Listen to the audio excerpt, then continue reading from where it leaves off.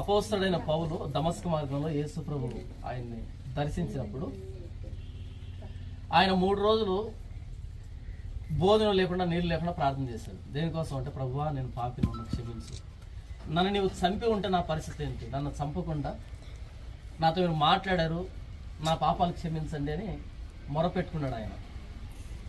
అలా మనం పశ్చాత్తాపడి బాప్తీసం తీసుకోవడం ద్వారా మన పాపాలు మనం కడిగి వేసుకుంటున్నాం.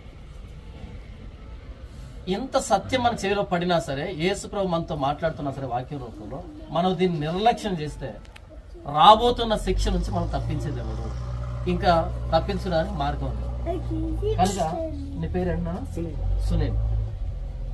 ఇక్కడ నీకు బాప్తీసం ఇస్తున్నా సంఘం ఎదురుగా ప్రభు అయిన యేసుక్రీస్తు వారి దేవదూతలందరూ కూడా మన వైపు చూస్తున్నారు, ఈ కార్యక్రమం చూస్తున్నారు. మనకు లూకా సువార్తలో ఒక పాపి మారు మనసు పొందినప్పుడు పరలోకంలో సంతోషం కలుగుతుందని రాయబడింది.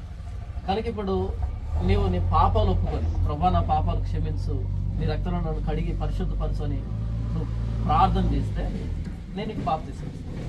యేసు ప్రభా నా బాప్తీసాన్ని అంగీకరించండి, నేను పాపిని, నా పాపాలు క్షమించండి అని కనుక ప్రార్థన చేస్తే అందరూ ఆమేన్ చెప్తారు, నేను నీకు బాప్తీసం ఇస్తాను. సరేనా? కళ్ళు మూసుకొని అంతా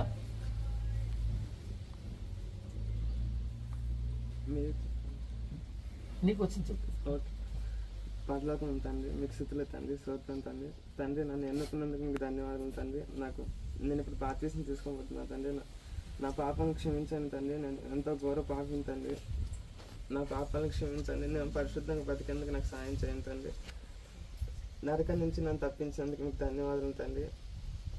నేను మళ్ళీ పాపంలో పడిపోకున్నందుకు దినదినం పరిశుద్ధంగా బతికేందుకు నాకు సాయం చేయండి, తోడుండి నన్ను నడిపించండి. మా అందరి కోసం ప్రాణం పెట్టి తిరిగి లేచిన యేసుక్రీస్తు నామములో ప్రార్థించి అడిగి పెట్టుకుంటున్నాను తండ్రి. ఆమేన్. ఆమేన్.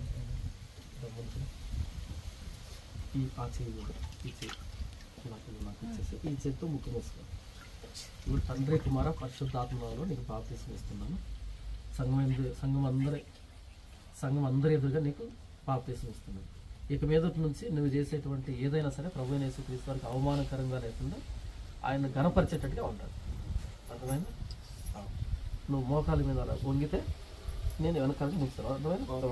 వెనకాల మోకాల మీద వంగేసి ప్రేమలు ఇంతంటే పరిశుద్ధులైన ఆయన ఇంతవరకు ఈ బాప్తీస్ కార్యక్రమంలో సాయం చేసినందుకు మీకు వందనాలు. నాతని సునీల్గా ఉన్నటువంటి బిడ్డ ఈ దినం తన పాపాలు ఒప్పుకొని ప్రభు అయిన యేసుక్రీస్తు తన పాపాల నుంచి తన కోసం ప్రాణం పెట్టాడు అని, తన రక్తంలో కడగబడ్డానని నాయన సంఘం అంతా ఎదురుగా సాక్ష్యం ఇచ్చి బాప్తీసం తీసుకున్నందుకు మీకు వందనాలు. ప్రభు ఈ బాప్తీసాన్ని అంగీకరించండి నాయన. ఈ బిడ్డ తదుపరి జీవితం మీకు భయంకరంగా చేయండి. అపోస్తలుడైన పౌలు సౌలుగా ఉన్నప్పుడు ఆయన మార్చబడి నూతన సృష్టిగా ఎలాగైతే మార్చబడ్డాడు, అపోస్తలుడైన పౌలు లాంటి జీవితాన్ని అనుగ్రహించమని, మీకు భయంకరంగా బ్రతుకున్నట్లుగా సహాయించండి. ఈ బాప్తీసం అంగీకరించండి. ఇంకొన అనేకులు సంఘంలో బాప్తీసం లేనటువంటి స్థితిలో ఉంటుండగా, బాప్తీసం పొంది కూడా ఆయన పాపంలో ఉంటుండగా మరొకసారి సంఘాన్ని మమ్మల్ని అందరూ మీరు దర్శించమని, ఈ బిడ్డ బాప్తీసం అంగీకరించమని, మీకు అప్పగించుకుంటూ పరిశుద్ధాత్మదేవిని అనుగ్రహించమని ప్రభువైన యేసుక్రీస్తు వారి శ్రేష్టమైన నామములో స్తుతించి ప్రార్థించి వేడుకొనుచున్నాము తండ్రి. ఆమేన్. ఆమేన్.